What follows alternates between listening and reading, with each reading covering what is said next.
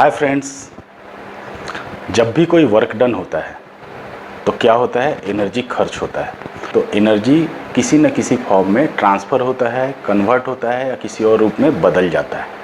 तो जब भी कोई वर्क डन होता है तो कहीं से एनर्जी खर्च होता है किसी के पास से, किसी एजेंट से, और वो किसी एजेंट के ऊपर स्टोर हो जाता है। Strain energy structural analysis subject का बहुत ही इम्पोर्टेंट पार्ट है, बहुत ही इम्पोर्टेंट टॉपिक है, और इस वीडियो में हम लोग स्ट्रेन एनर्जी के बारे में डिटेल में डिस्कशन करेंगे। तो बने रहिए हमारे साथ। सबसे पहले हम लोग इस वीडियो में सीखेंगे कि हम लोग स्ट्रेन एनर्जी निकालते कैसे हैं। तो स्ट्रेन एनर्जी निकालने के लिए सबसे सिंपलेस्ट फॉर्म को सबसे पहले डिस्कस करें, उसके बाद फिर आगे हम लोग एक एक करके चीज़ें देखें, और स्ट्रेन एनर्जी निकालने के बाद हमें किन किन चीज़ों को कैलकुलेट करने में आसानी हो जाएगी वो भी आगे हम लोग फर्दर वीडियोज़ में देखेंगे। तो मान लीजिए कि कोई एक हैंगिंग बार है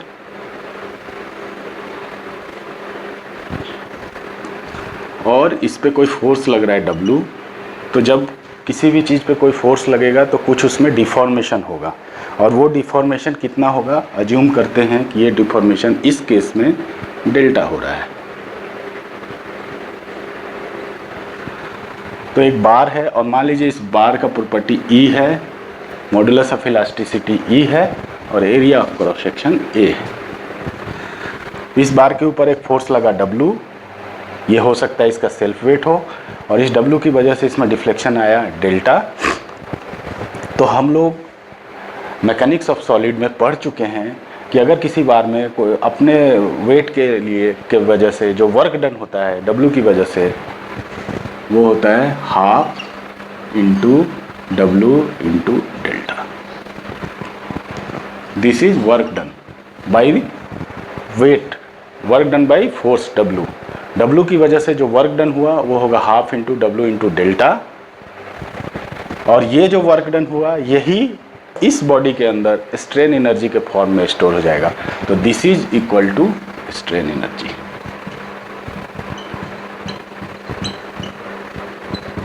अब इस फॉर्मूले के अंदर half into W into delta में हमें डेल्टा भी पता नहीं है, तो इस डेल्टा को कैलकुलेट करते हैं। अगर हम डेल्टा कैलकुलेट कर लेंगे तो स्ट्रेन एनर्जी इस बॉडी का कैलकुलेट हो जाएगा। तो डेल्टा कैसे करेंगे, तो हम लोग एक टर्म जानते हैं स्ट्रेन। पेन जो है ठीक से आ नहीं रहा, तो एक टर्म जानते हैं हम लोग स्ट्रेन, और स्ट्रेन इज इक्वल टू होता है स्ट्रेस डिवाइडेड बाई ई क्या है, मॉडुलस ऑफ इलास्टिसिटी है। और स्ट्रेस निकाल लेते हैं पहले। तो स्ट्रेस इज इक्वल टू मान लेते हैं कि F, and this is equal to force by area. तो फोर्स कितना है, W divided by area A है। तो ये हो गया स्ट्रेस। तो स्ट्रेन फिर यहाँ से क्या लिख सकते हैं, strain is equal, this implies strain is equal to W by A into E। तो ये हो गया स्ट्रेन। और हम लोग बेसिक कॉन्सेप्ट से क्या जानते हैं, strain is equal to change in length divided by original length. मान लीजिए कि इस बॉडी का ओरिजिनल लेंथ है L, और चेंज इन लेंथ क्या है यहाँ, डेल्टा। तो लिख सकते हैं this implies delta divided by L is equal to W by AE। This is equal to delta is, this implies delta is equal to WL by AE। अब delta हमारा निकल गया, तो हम स्ट्रेन एनर्जी कितना लिख सकते हैं, strain energy is equal to half into W into delta की जगह पे पूरा WL बाई AE। अब इसको थोड़ा अरेंज कर लें तो हो जाएगा हाफ W स्क्वायर L बटा AE। ये स्ट्रेन एनर्जी हो गया पूरे बार के अंदर। अगर हम स्ट्रेन एनर्जी पर यूनिट वॉल्यूम निकालना चाहें तो इस टोटल स्ट्रेन एनर्जी को हम लोग बार के वॉल्यूम से अगर डिवाइड कर दें तो वो जो एनर्जी निकलेगा उसे कहेंगे स्ट्रेस एनर्जी पर यूनिट वॉल्यूम। और ये स्ट्रेन एनर्जी क्यों डेवलप हुआ है? ये स्ट्रेन एनर्जी डेवलप हुआ है ड्यू टू एक्सियल फोर्स। तो strain energy due to axial force is equal per unit volume हम अभी निकालने जा रहे हैं। तो इसमें हम लोग क्या करते हैं, डिवाइड कर देते हैं वॉल्यूम से। यहाँ लिखता हूँ स्ट्रेन एनर्जी पर यूनिट वॉल्यूम। अगर लिखें आप, पूरा लिखिएगा अपने कॉपी में, मैं यहाँ शॉर्टकट का इस्तेमाल कर रहा हूँ। तो this is equal to half W² L/AE और total divided by volume. Volume क्या हो जाएगा? Area into length, A into L। अब इसको हम थोड़ा रीअरेंज करें, तो रीअरेंज करेंगे तो हम लोग लिख सकते हैं half W² L/AE into AL। तो L कैंसिल हो जाएगा और यहाँ पे हो जाएगा W² divided by A² into E। तो इसको लिख सकते हैं हाफ डिवाइडेड बाई W/A का होल स्क्वायर 1/E। और W/A को हम लोग क्या लिख सकते हैं? स्ट्रेस। यहाँ है ना लिखा है W/A इक्वल टू F। तो यहाँ लिख सकते हैं टोटल हो गया हाफ F²/E। तो हमने एक्सियल फोर्स के लिए स्ट्रेन एनर्जी निकाल लिया, हाफ स्ट्रेस का square divided by 2 into modulus of elasticity. तो ये फार्मूला बहुत ही इंपॉर्टेंट फार्मूला है, इस फार्मूला को याद कर लीजिए, क्योंकि ये फार्मूला गाहे बगा है। जब भी आप स्ट्रक्चरल एनालिसिस में कुछ सॉल्व करेंगे तो ये फार्मूला आपको ज़रूरत पड़ेगी उसको निकालने की। तो ये तो हो गया एक्सियल फोर्स के चलते। स्ट्रेन एनर्जी हमने निकाला, strain energy due to axial force. अब हम लोग निकालते हैं strain energy due to bending.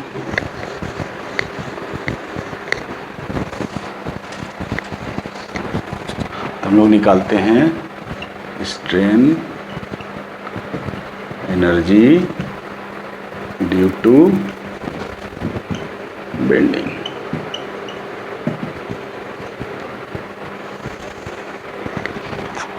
अब strain energy due to bending कैसे निकालेंगे? तो ये भी हम लोग बेसिक फार्मूला से निकालेंगे।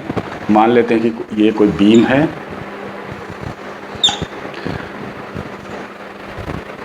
ये कोई बीम है। इस बीम में हम 2 सेक्शन कंसीडर करें, सेक्शन 1, सेक्शन 2, और ये मार्क करते हैं ये इस बीम का न्यूट्रल एक्सिस है। सॉरी, न्यूट्रल एक्सिस वो एक्सिस होता है जिसमें ना कोई कंप्रेशन होता है और ना ही कोई टेंशन होता है। तो वो होता है कई बार, अगर सिमेट्रिकल बीम है तो उसके सेंटर पे भी होता है। तो ये है इसका न्यूट्रल एक्सिस। और हम इसमें एक एलिमेंट, इनफाइनाइटेसिमल एलिमेंट, एक सिलेंडर कंसीडर करते हैं। ये मान लीजिए एक सिलेंडर है जिसका जो न्यूट्रल एक्सिस से जिसकी दूरी y है और जिसका area of cross section DA है। और ये मानिए कि सेक्शन 1 और सेक्शन 2 के बीच का डिस्टेंस DS है।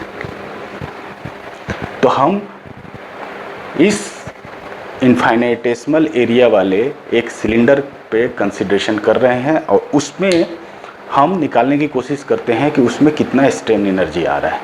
और अगर हम उसमें निकाल लेंगे तो उसके बाद हम समेशन और इंटीग्रेशन का इस्तेमाल करके पूरे बीम में स्ट्रेन एनर्जी निकाल सकते हैं। तो कैसे निकालेंगे? हम लोग बचपन में या इंजीनियरिंग मैकेनिक्स में एक फार्मूला पढ़ा है, M/I is equal to F/y।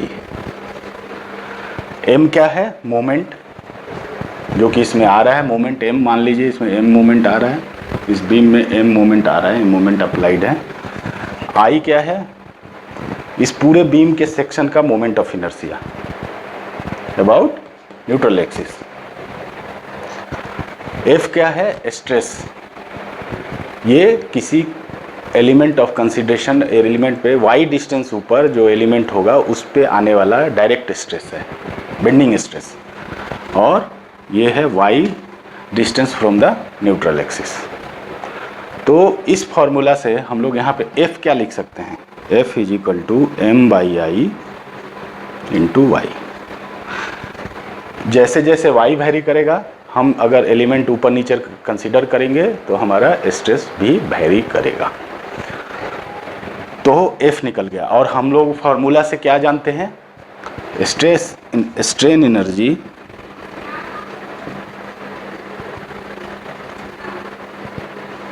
पर यूनिट वॉल्यूम कितना होता है, 1/2 F²/E। तो F के जगह पे इसको पुट कर दें तो हो जाएगा 1/2E m/i इंटू वाई का होल स्क्वायर।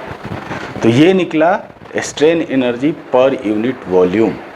अब अगर हम इस एलिमेंट में, जिसको हमने कंसीडर किया है, इस पूरे एलिमेंट में अगर हम स्ट्रेन एनर्जी निकालना चाहें, काफ़ी गर्मी है, इस एलिमेंट में अगर स्ट्रेन एनर्जी निकालना चाहें तो इस एलिमेंट के वॉल्यूम से अगर हम इसमें मल्टीप्लाई कर देंगे तो इस एलिमेंट का टोटल स्ट्रेन एनर्जी निकल जाएगा। तो इसमें गुना कर देते हैं, तो total strain energy in the element, तो ये हो जाएगा 12 1/2E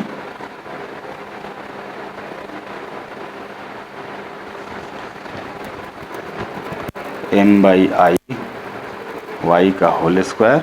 और इसका एरिया कितना है, dA, और इसकी लेंथ कितना है, ds।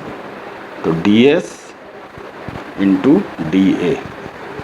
तो ये हो गया total strain energy in this. और इसको हम लोग क्या लिख सकते हैं, इसको लिख सकते हैं, इसको हम लोग लिख सकते हैं, इसको थोड़ा सा अरेंज करके लिखें तो लिखेंगे m² by 2E I² ds Guna dA into y²। हम ऐसे लिख रहे हैं। इस तरह अरेंज करने के पीछे कुछ कारण है, इसलिए ऐसा लिख रहे हैं। अब अगर हम इस पूरे सेक्शन 1-1 और सेक्शन 2-2 के बीच के अंदर जो पूरा सेक्शन है, उसके अंदर अगर पूरा निकालना चाहें कि कितना स्ट्रेन एनर्जी होगा, तो हम लोग यहाँ पे समेशन का साइन देंगे। तो ये पूरा समेशन अगर करें तो यहाँ वैरी क्या कर रहा है, y को अगर पूरा वैरी करा के अगर सम कर दें तो हमें टोटल स्ट्रेन एनर्जी उस पूरे सेक्शन के बीच में निकल जाएगा। तो इसी को थोड़ा सा अरेंज करके और लिखते हैं m²/2E I² ds, क्योंकि इसके समेशन में ds हमेशा कांस्टेंट होगा, तो इसलिए बाहर ले लिया और समेशन के अंदर आएगा dA इंटू y²। और ये क्या है, dA इंटू y² जो है, ये है moment of inertia of the whole section of the beam. क्योंकि moment of inertia whole section of the beam क्या होगा, एक एक छोटे छोटे एलिमेंट के एरिया के मोमेंट ऑफ इनर्शिया का समेशन होगा। तो ये हमने समेशन यहाँ लिख दिया। तो यहाँ पे इसके बदले हम लोग I लिख सकते हैं। तो इसको हम लोग लिखते हैं m² divided by 2E I² ds into I।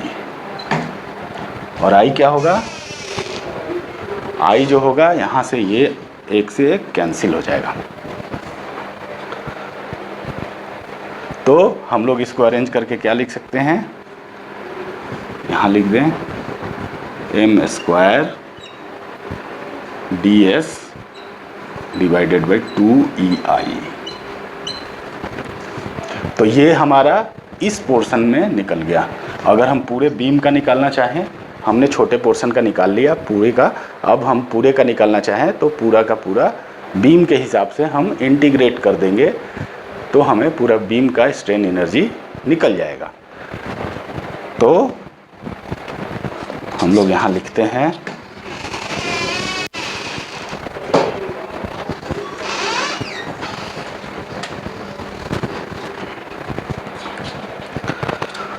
यहाँ पे हम लोग लिखते हैं स्ट्रेन एनर्जी